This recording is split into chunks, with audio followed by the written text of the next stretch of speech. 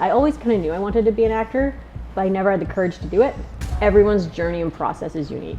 You also have to get really good at filtering out what applies to you and works for you, and keep that and say no to the rest. And I've seen that go the opposite way on set, where those decisions have not been made. $145 million budget film versus like $100,000 film, same shit. Just having money isn't gonna give you a good film. Like, you can just contact directors and ask to shadow them. Do you feel pressure because they've made that move? No, that's a great question. Me personally, like, I learn a lot from failing and losing and all those sorts of things. Whatever you want to become good at, you're gonna have to be bad at first.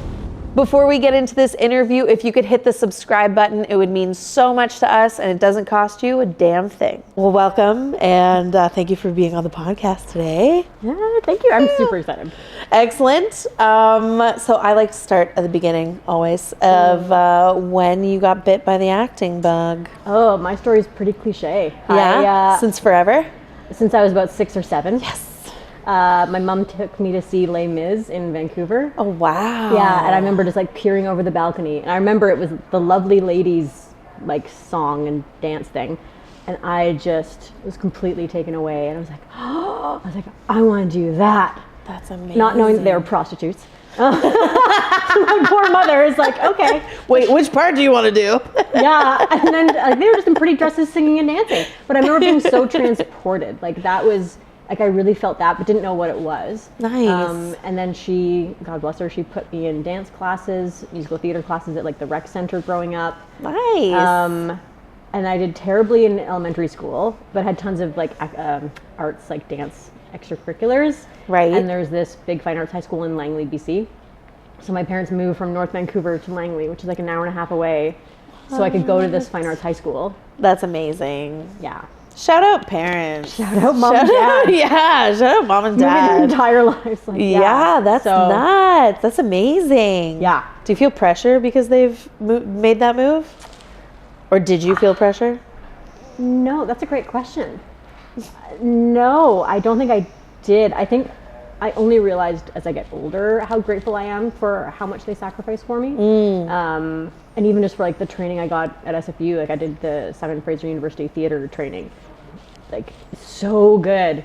And amazing. I hear these other horror stories from other actors at other studios where they were like beaten down and like just really toxic things. And it was just so the opposite of that. It was like so open and explorative. And it was like, what's your process? And like, what works for you, take it or leave it. And they did so many different types of, you know, acting training, like Meisner and Adler and Starsberg and all this stuff. Nice. So it's only looking back that I kind of like appreciate things, which is kind of common. I remember graduating high school and not realizing it until like 3 months later. I was driving over the Lionsgate Bridge to North Van. I was like, I'm never going back to high school, and now I'm going to university, and just like, so things tend to hit me well after the fact. I can so relate. Yes, I'm 100%. Takes a minute to digest. 100%. Yeah. But I also feel like that's kind of a blessing, because then anything that you do that's scary doesn't hit you until after.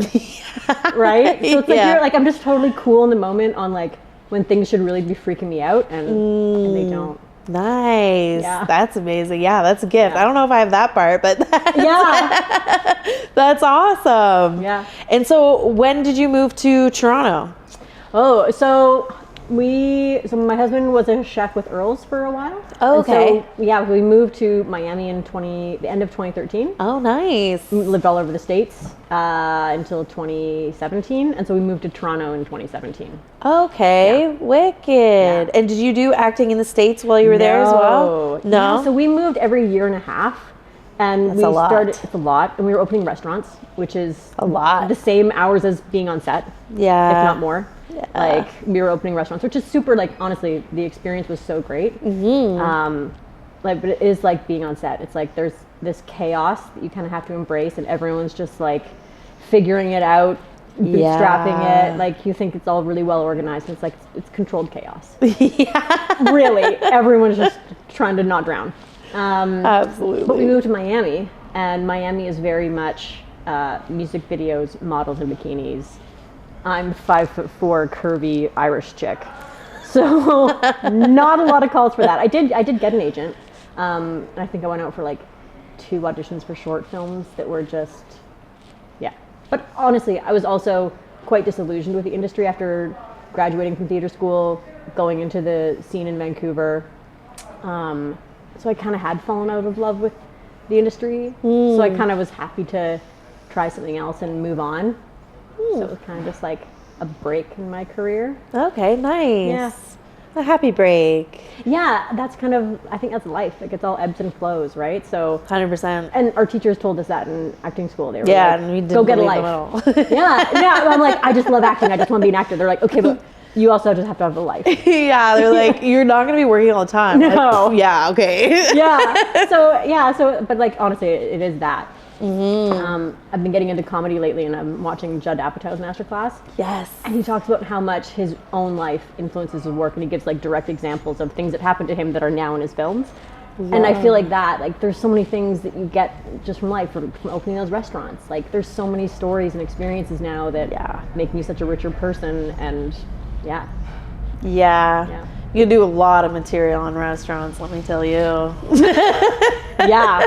Yep. That could be the next Schitt's Creek, some version of restaurant. Yeah, just TV version of Waiting. Yeah, 100%. Yeah, that'd be amazing. Let's write it. Let's do it. It's done. We called it. TM. Yeah. Copyright that. That's awesome. So did you do you went post-secondary for the arts as well? Yeah, so I graduated from LFAS, Langley Fine Arts School, as a dancer. Had done 1 year of acting because I always kind of knew I wanted to be an actor, but I never had the courage to do it. So I was always a dancer, or like in musical theater stuff, and not singing, just doing the dancing, like background stuff. And applied for cinematography because I had done some videography stuff in high school. Didn't get in, and then my backup was dance. So I did dance, and that was fine.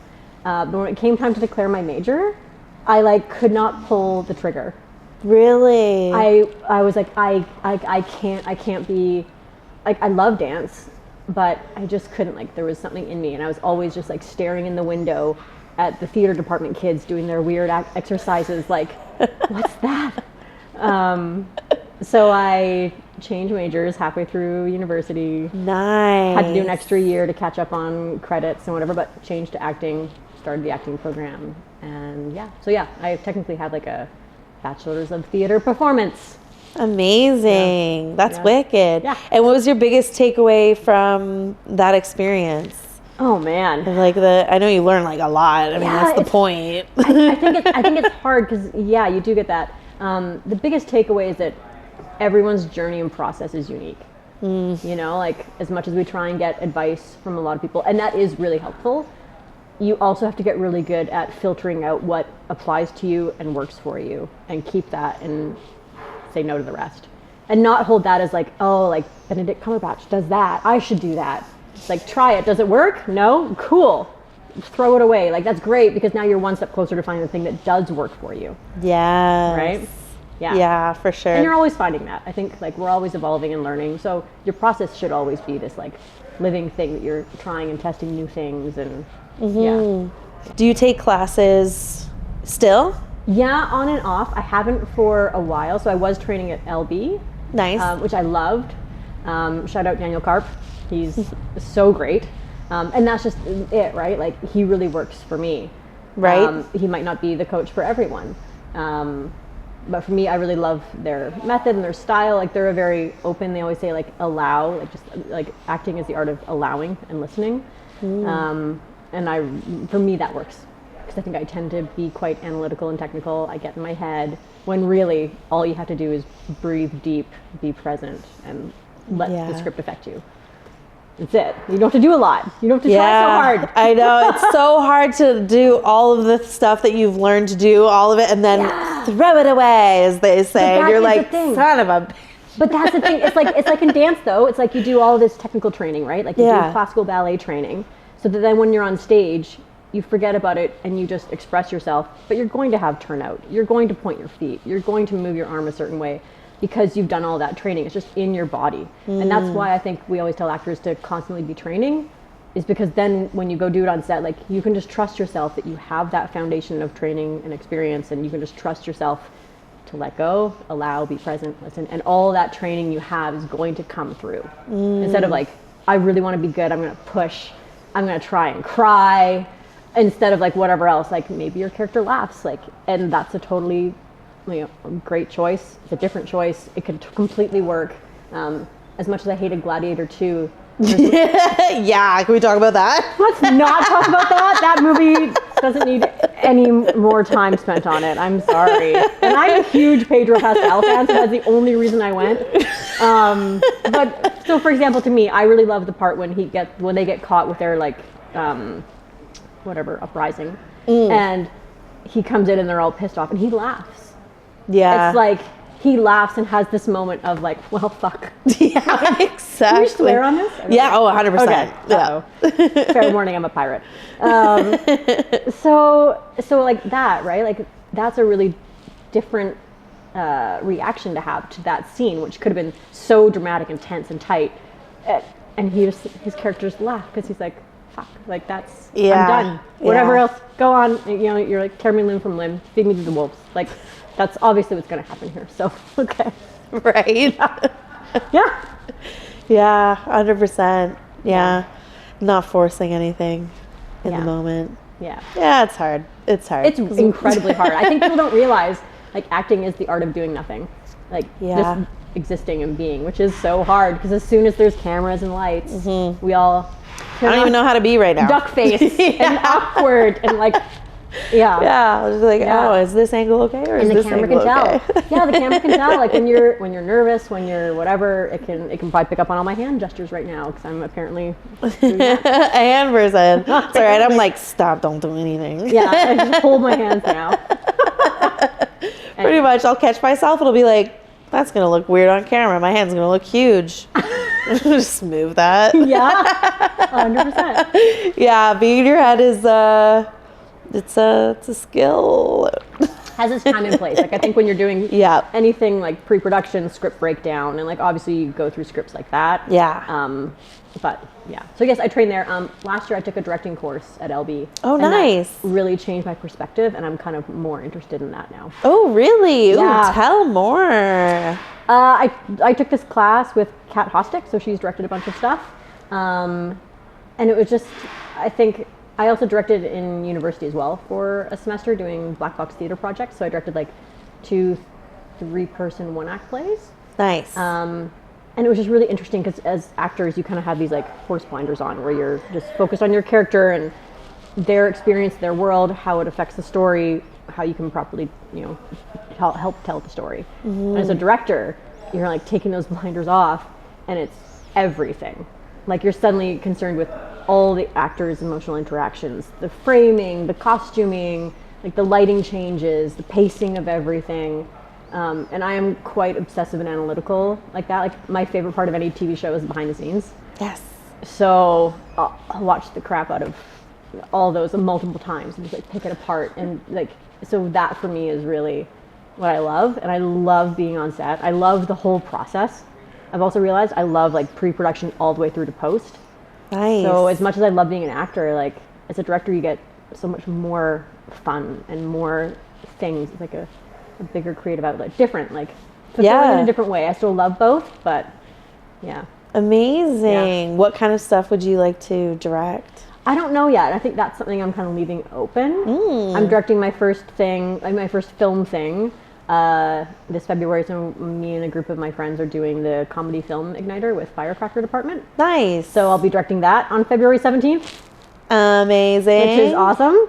So yeah, we're just going to be funding our own short films and producing them, making them. I'm going to see if I can find like a director to shadow, because that's something that Kat in the class said. She's like, you can just contact directors and ask to shadow them. Yeah. And see what their day-to-day life is like. Yeah. That'd be great. Yeah, super cool. So we'll see. That's amazing. Yeah. Is there somebody that you have in mind that you would like to shadow?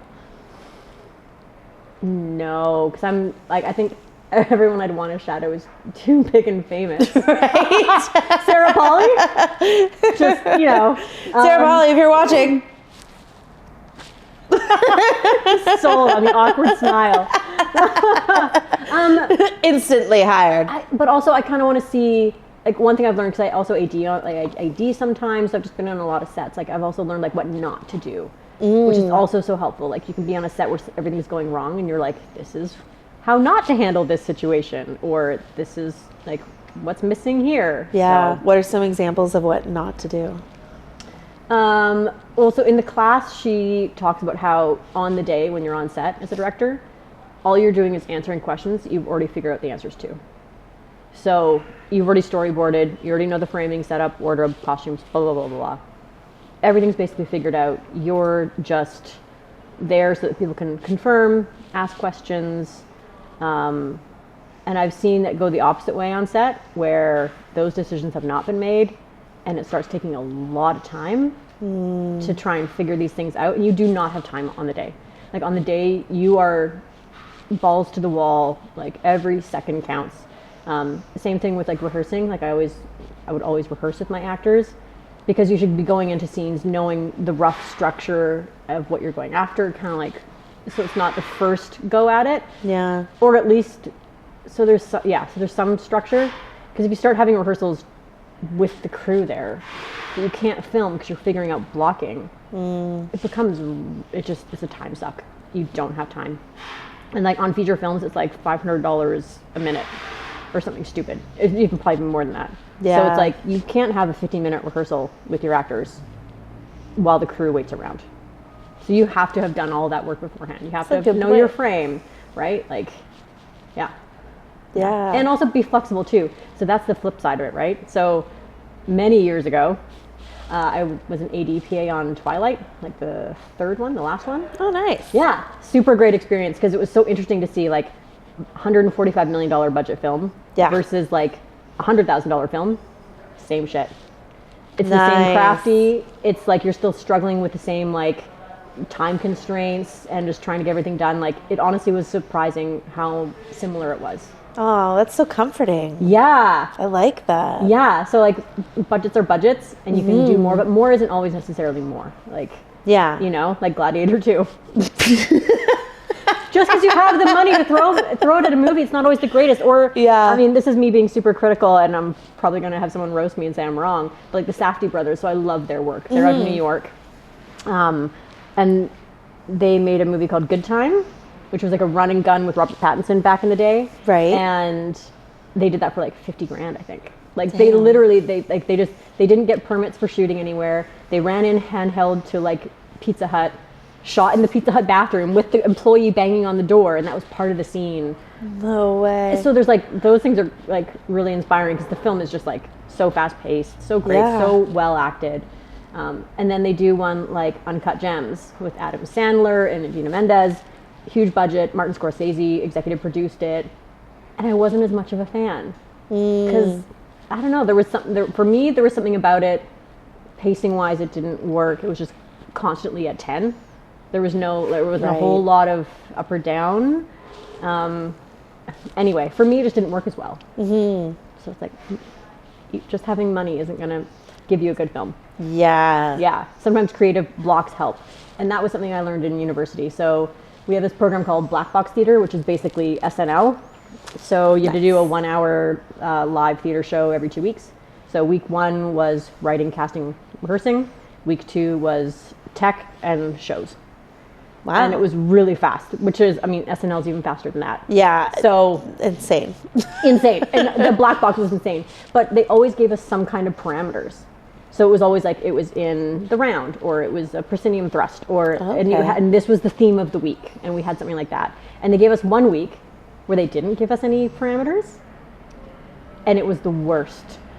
It was the worst show. It was like, it was just, it didn't work. So you actually, like having financial constraints, having location constraints, like all those things force you to be more creative. Yeah. And it actually helps you. So you can look at obstacles as advantages, or how it helps you come up with a creative idea. That's amazing. That's so interesting, because I just saw a video that was like, if you give an artist a blank canvas, they can do anything, and they can sit there and go, well, I don't know where to start or what I'm going to do. But if you say paint something blue, then they have all these ideas running through their head, and you can go with that. And so the whole video was just about how to put a cap or a limit on your creativity actually helps creativity flow. I 100% agree.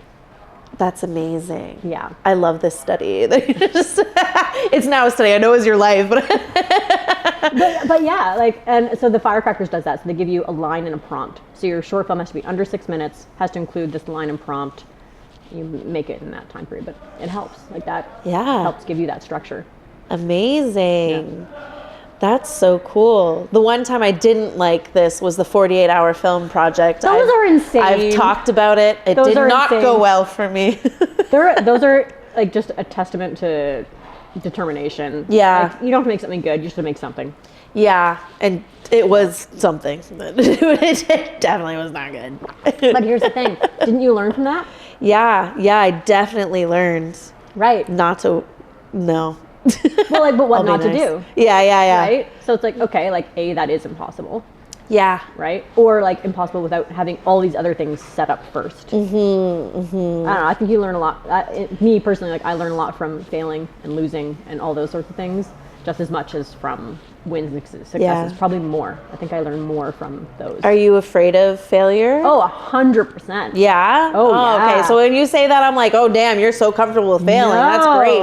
Okay. No. But I also I'm so analytical that I think of it as, because it is, to me, and according to science, it's our like subconscious and our humanity's way of like protecting us, because like we have survived as we are. No change. We live in this little box. We're good. We're surviving. Cool. Let's just keep this status quo, not change anything. Yeah. And the second you step outside of that, it becomes unknown, and suddenly your subconscious is like, are we going to get killed by a tiger? Or like, what's going on, right? And that's just our natural instinct trying to help us survive. It's trying to be helpful. It's not trying to fuck us up. Right? But it is. But it does. But it does. And one of my favorite things, an acting coach in Vancouver once told me that, like, when you get nervous, I'm going to mess up the quote. So like when you get nervous or stage fright or something like that, it's adrenaline pumping through your body. And whether we're nervous or excited, it's actually the same physiological reaction. So whenever I'm nervous, I just tell myself I'm excited. My body is preparing me to do the thing that I'm excited to do, that I love to do. And you use that energy like a wave. So you have to be a surfer on the wave. Use your energy and not let it crash and take you under. Nice. Yeah.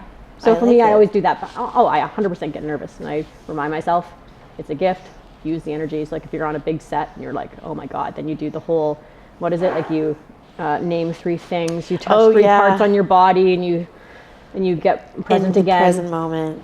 Yeah, and you just focus on, you have the training, you have the experience, you were chosen for a reason, like you were cast for a reason or hired for a reason.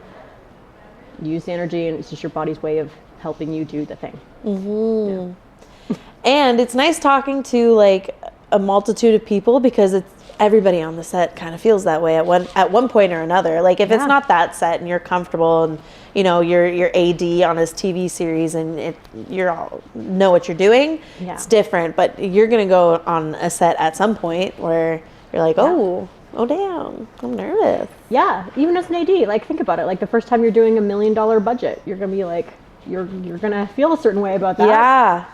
So that's a lot of money. That's a lot of money. It's a lot of money. You don't want to fuck it up. Yeah. And I think we are always trying to achieve more, do more, like do that next big scary thing, which is a big scary thing. Yeah. You have to learn to manage that.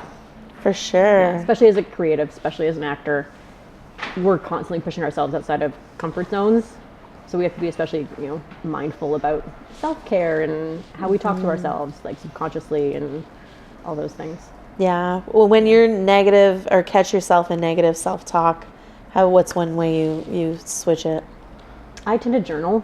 Yeah. Yeah. Like even just at night. I started this thing recently. So there's a guy named Austin Kleon. I think I'm probably saying his name wrong. And he wrote the books, Think Like an Artist. Okay. And there's a series of like 3. There are these really cool picture book. He's like a word artist, I want to say. So he takes like newspaper articles and cuts out words to create, highlights words to create meaning in them. Really cool. Anyway, so he has this one called like Think Like an Artist. I'm gonna have to look it up because it's so good. Honestly, it's one of the best books I've recently read. and he talked about journaling just one page every night. Oh, okay. Yeah. Or maybe it was, I think it was even one sentence. I've converted it to one really? page, but he said you write one sentence about your day. Oh. That was it. So it's like really low pressure. You don't have to write this huge, big thing. But there is something about journaling that gets into our subconscious. And they did that in theater school too. They made us all journal. And they made us journal with our dominant hand. And then our inner child had to reply with our left hand. Oh, really? I never did that. What? Tell me that. What is that? So that's a weird... So I forget. To reply with your left? You reply with your left. So you write with your dominant hand. So you write something you're thinking, whatever it is, and you respond with your left. Whoa. And it's interesting because it taps into the other side of your brain, and it's interesting how you respond to yourself. Oh my gosh. It's very weird. Yeah, I highly recommend it. I'm literally gonna try this tonight. That's amazing. It's crazy. That's so cool. Have you read The Artist's Way? The Artist's Way, Julia Cameron? Yeah. I did the first part of it back in 2017 when I first moved here, and never got through that. Yeah, I'm not a big journaler. I'm working on it because I do. Well, that's when you said sentence a day. I was like, oh, she said 3 pages. I like the one sentence. Yeah, and I think that was it. I do have to get back more into or even that. like 1 page. I can do 1 page, and that's what I've started when doing. I hit 2. Unless I'm going through some shit. At page 2, I'm like, yeah, okay, I'm done. The third page is just. And I think it's more of a me thing. Like I haven't journaled long enough to get into the flow. So I'm this is what I did today. And I think eventually you get into, this is how I'm feeling. Yeah. I haven't gotten that far yet. I've gotten into like how I'm feeling. Actually, fun fact, I find I journal more when I'm like going through the shit. Yeah. When things are going well, no journaling. It'll be like, my journal is just a sad book. But also like that's what works for you. So like, when we go back to what's your process, what works for you. Yeah, that's true. Why judge it? Like yeah, I like that. I love that you only did the first part of Artist's Way because I read the intro and then I was like, that was fantastic. And it was like do 3 pages. Take yourself out on artist dates. And I've just been doing artist dates. And I'm like, that's good enough for me. So we did that in theater school, but they called it a date with your inner child. And it was, you had to go alone. Yeah. Go with anyone else. Exactly. And it's wherever once a week, you have to go and do whatever your inner child wants. I love it. I've broken it down to once a month, only because I usually pick like theater, which is pricey. You know, I can't do that every week. Yes.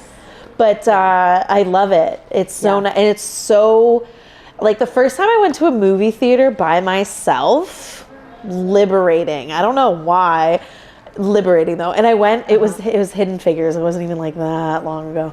But it was Hidden Figures, and I went and I was going alone, and I came up with a backstory in case anybody asked me why I was alone. I was like, I'm here for a women's study class. And they said, nobody cares. No one cares. No one cares. No one cares. It was fantastic. Go watch a movie by yourself. Yeah. It's amazing. We also had something like that in theater school. They made us watch things in neutral. Oh, really? Like you had to be physically neutral. So as a director, I think that was a directing class thing. I'm probably remembering my entire experience wrong. Sorry, SFU. But I think that was they said like try it and see, because. Do you see how like it affects you? Yeah. Ooh. And just like how if you're sitting like this, you're closed off to it. You're closed off, but also you're gonna feel a certain way when you physically close yourself off. Yeah. I don't know. Wow. That's a weird theater thing. Another thing I'm trying tonight. I'm just at home. Awkwardly at home. What's wrong? Nothing. Nothing. I'm doing work. Leave me. That's so cool. Your poor partner. I know. Like, is this going to be a new regular thing? Yeah. Yes, actually. This Nadine chick's weird. Oh, this is going to be great. That's awesome. Yeah. So you do voiceover as well? Yep. You've done a lot of voiceover? I love voiceover. I haven't done a ton of it. You have a great voice. Thank you. I'm listening to it, I'm like, yeah, voiceover checks out. Makes sense. I love it, honestly. I discovered it right before the pandemic. Oh, perfect. And then everyone else discovered it, and I was like, damn it. But fair. The silver lining is that because everyone started teaching these classes online, I got to train with amazing people. Like I had Sissy Jones out of LA be my coach one-on-one weekly for like 6 months. Nice. She's crazy. Like, she won a BAFTA for best voiceover in a game. That's amazing. Insane. But I've been a gamer my whole life. And it never occurred to me to act in video games. Really? Until that's so fun. Yeah, until I heard about voiceover and they're like, and you can do games. I'm like, oh yeah, that is a thing. I didn't even know like all the different sections of voiceover, like narrating books. Yep.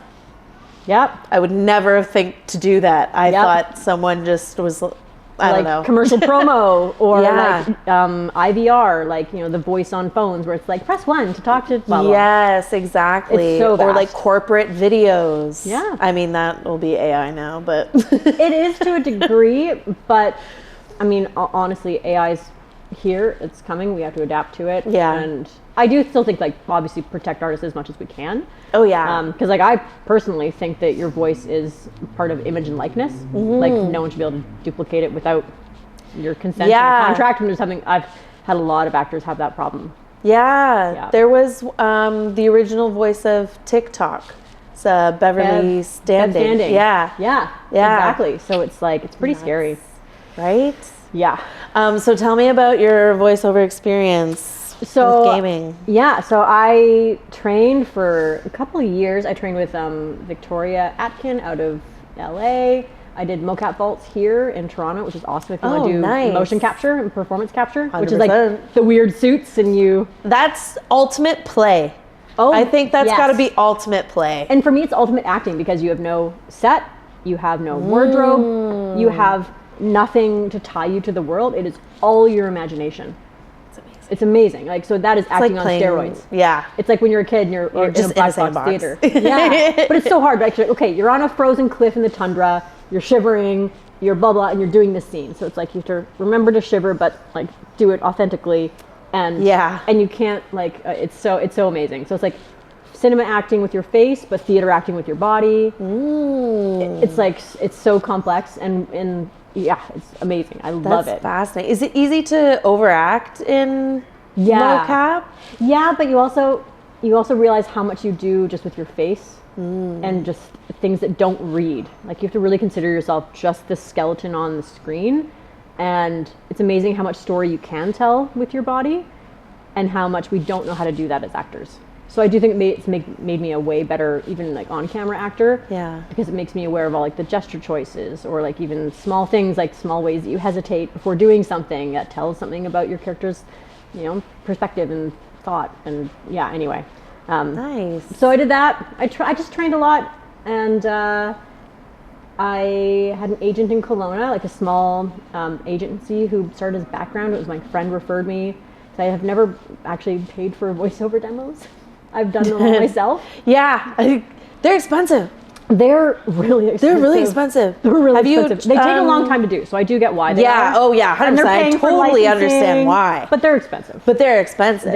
Like, yeah. I don't have just $1,000 to drop on a 1-minute demo.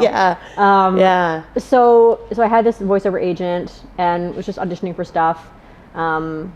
And in May of 2023, I want to say, auditioned for a bunch of stuff for Project Ego or something. And it's like Soldier. And it's like barks and onos. So for people who don't know, those are all like the extraneous sounds you make, like when you're climbing a cliff or you're getting blown up or you're getting stabbed. So it's all these like, if anyone's guessing. But that honestly, like, that's a lot of the work. Yeah. And also like, anyway, so auditioned for this thing, and then in February or January of 2024, like the following year, no, it was 2022. I did it for 2 years. I can't remember years. Anyway, so it was May. So the following January, I got a note saying, you booked it. Wow. And then they're like, it's Ubisoft. I was like, oh my God. I was like, happy dancing. Like, are you fucking kidding me? This is my first like game credit. Amazing. Through the roof. I was like, awesome. What is it? Like, it could be just like, you know, canteen worker number 2 on Assassin's Creed. I'd be like, open it. And it said Star Wars. And I was like, dead. Oh shit. Yeah. I'm not a big Star Wars fan, but I had the VHS tapes in high school and played them on repeat. So I'm a big fan of the OG trilogy. Yeah. And then scroll down and it said Stormtrooper. And I think that's when the panic set in. Yeah. I was like, okay.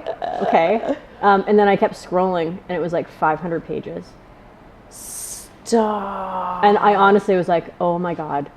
And it was like elation because like what a gift. Just like so I just feel so lucky and blessed. Like that's ridiculous. That is so and then also panic. Yeah. Panic. I was like, now I have to be good. Now I have to right? You get the job, you're like, yes. You're like, wait a minute. I'm like, be cool. And it was honestly the most amazing thing. It took a year and a half of going to the studio. I think I went in about 6 times. Wow. And it's 2-hour sessions because it's so vocally strenuous. The first hour and a half is usually just like regular level speaking with maybe some slightly raised. And then you get into like the yelling, screaming, like, get down. Ah. I'm not going to scream because I'm going to clip the mic. But really yelling to the point where you wear your voice out and you can't talk for a couple days after. So fair. That's the video game world. It's that is so fun. So cool. Honestly, it was so amazing. Everyone I worked with at Ubisoft was awesome. I've also realized I've been saying Ubisoft instead of Ubi. Yeah. Apparently it's Ubi. Yeah, I fucked that up. I don't know. I've been saying it Ubisoft forever. I've been saying Ubisoft, it wrong Ubisoft. Sorry, guys. So sorry for the last 100 episodes or whatever. Sorry, whatever. I know. Yeah, everyone knows what we're talking about. Yeah. You know. Yeah. If you know, you know. You know, you know. But that's amazing. Super amazing. Yeah. And then you had to speak. So I got to play a bunch of different characters. So Stormtrooper was like the big one. Yeah. But I got to play like Pike Syndicate, a bunch of other characters, and I got to do some Pikeys and Hutties. That's nuts. It was crazy because we had the guy in LA virtually who was like a Hutties expert, and he would like give me the line. So crazy. And then I would have to say it. It's a lot harder than I expected because I love language. I love alien languages. Like I speak English and French. Okay, but like I'm pretty good at that. And it was really hard. Yeah, but it's honestly so much fun. Like that's amazing. It's just so bizarre. Yeah, one trick that I learned from that session, if anyone wants to do this, 100%, was so they give you the line. So it was a bunch of promotional things that were meant to play over like a location. So it was like just the background sound you hear when you're walking through the hut area. Okay. But it's meant to sound like commercials. And right off the top, they're like, so like bubbly, cheery, and I guess I was so focused on trying to get the Hutties right that it was not sounding quite right. And so they said, lead in with the first line, like in English, regular, in the way that you're going to say it, and then go into the Hutties. So it like leads you in, and it really does help you get that energy level. Yeah, that would help. Yeah. Oh, that's so smart. Yeah. Also blows my mind that there's a man out there. I mean, there's probably several. This guy is, I think, the guy. Expert. I think this guy is the guy. The guy. Yeah, he's like the guy who does all the Star Wars stuff. That's amazing. Yeah. He was That's super your nice. job. Can you imagine? I know. That's nuts. Right? The job's out there. I know. It's crazy. Amazing. That's nuts. How do you prep for that? Just practicing. You get the script beforehand in like a super secret top like James Bondy kind of like program. You download it, has your thing. It has like it's crazy. Yeah, they're pretty. Yeah, they have to be. Their fans are ravenous and will anything. Like we had to sign crazy NDAs. Yeah. You can't talk about anything until the game's released. Oh yeah, of course. Yeah. Yeah, you'd be shot on site. Yeah, it's crazy. Sorry, what were we talking about? Like how you prep. How you prep. Right. So I review the script to see if there's any alien stuff, so I can like go over it and give myself cues as to how I think it should sound. So I'll like mark up the script with like funny accents or like crossing letters out and changing them with other ones so that it makes more sense for me when I'm reading it. Yeah. The downside is they actually bring the script in like a spreadsheet, so you don't get that on the day. But you can bring your iPad and you like as long as you've referenced it. For me, at least, it's a little more in my mouth and in my body. Yeah. So it's not so foreign. You're not figuring out in the moment. That's fair. And I always warm up. You really have to warm up for a video game for any voiceover. Do you warm up the same as you would for like a musical theater warm up? Yeah. Yeah. I start with humming and do sirens like up and down. I'll do like lip trills and then go into tongue twisters, do a little bit of singing. Like you're just trying to warm up and just feel your voice, but I do all that. Nice. Yeah. Warm up your tongue. Yeah. So weird, but yeah. Weird, but it needs to wake up. Yeah, because like your articulation really matters. Like if you don't do that, you'll actually be quite clicky on mic. Oh. Yeah. So, and you can also do like the pencil trick. So if you're having trouble with a line, like it's just not sounding very clear, you can pop a pencil in between your teeth, say the line a couple times like that, and then when you take it out, your muscles are a bit more aware and they're able to move a bit more around the words. So that always helps. Oh. Yep. I should do that more often. The English that I mess up on a daily. There's so many times where I'm just like, I can't speak English and I run a podcast. This is bizarre. I'm going to start doing That's what some editing's for. Yeah, that's true. That's what We'll editing's fix for. it in post. Fix it in post. Yeah. Amazing. Yeah. Do you have anything currently exciting that you're working on? Just that firecracker thing that I'm directing. That's Amazing. That's really exciting. That is exciting. Yeah, we recently, my friends and I, through my darling husband, had our short film colored at Company 3, which is like a big production house, like a big post-production house. Shout out to Bill Forwerda, who generously donated his time for our short film. Amazing. Like, he does The Handmaid's Tale, Silo, the Halo movie, and my husband knows him, and yeah, we were like, we need a colorist, cool, and then we got to sit in on the session. And it was honestly so inspiring. I think that's part of the other reason I'm like, I really love directing, because you get to see everything. Yeah, you get to see every little part of it. Yeah, and it's amazing what a difference coloring makes. Isn't it though? I was like, oh no, I just want it to look like every day, like it looks fine. And then a color grade, a color grader comes in and is like, boosh, this one or this one, and I'm like, oh yeah, it's madness. It's absolute madness, and like it's incredible. It's a whole other thing. Like it's amazing. Super impressed with that. So I might be playing around with DaVinci Resolve editing and coloring some things just for fun. Nice. I don't have enough things that I do. Acting is really just collecting other hobbies. I love that. Acting is just collecting other hobbies. 100%. Amazing. Well, I'm going to wrap up with a couple of questions. I like to ask, what is some advice that you would give your younger self as a creative starting out? Make your own work. Yeah. Even though I was told in theater school, make your own work. It's easier now than ever, right? Like technology-wise, you can buy stuff so cheap. Like the camera in your phone, you can shoot a film on. It's insane. Make stuff. Don't be afraid to fail. Like, don't be afraid to make bad things. Something I've learned is that whatever you want to become good at, you're going to have to be bad at first. Yeah, and we hate that phase. We hate that phase. Everyone hates that phase, but we all have to go through it. So if you're like, find the thing that you want to do so badly that you're willing to be bad at it until you're good at it. Yeah. And I tell people, watch the first few episodes of this podcast because it's vastly different than now. But that's a great example, right? Like, of how much you learn and grow just by doing. Yeah. So whatever it is you want to do, like if you're an actor, shoot yourself on camera. Like just start shooting monologues. You'll learn so much without even going to an acting class. If you want to be a director, shoot something around your house with your family, with your cat. Like, just shoot something. Like, just do the thing. You learn by doing. You're going to mess up, but that's the only way to learn. Yeah. Yeah. Truly. Yeah. If you could give this chapter in your life a title, what would you give it? Well, I feel like I just entered another one because I just turned 41. Oh, excellent. Okay, tell me the old one and the new one. My 30s were all waiting for something to happen, and my 40s are all making it happen. Amazing. Yeah. I love that. Yeah. That's awesome. Well, thank you so much for coming on the podcast. Thank you for having me and for doing this, honestly. Oh, Props my to you. pleasure. Thank you. It's a lot of fun. Thank you so much for watching this interview. I hope you enjoyed it as much as I did. Be sure to subscribe if you haven't subscribed, and I will see you in the next interview.